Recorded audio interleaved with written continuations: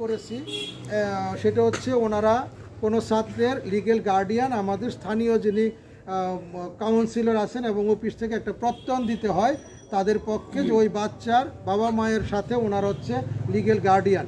সেই হিসেবে আমরা আমাদের জনাব মোহাম্মদ বশিরউদ্দিন আঙ্কেল উপস্থিত আছেন, ওনাকে আমরা প্রস্তাব আকারে নিয়ে আসছি এখানে। জনাব মোহাম্মদ কবির হোসেন মামা আপনারা জানেন ওনাকে, এবং আমাদের তারেক আহমেদ সাবেদ ভাই, উনি একটি বিশেষ কাজে উত্তরে গিয়েছেন, আসতে পারেন নাই।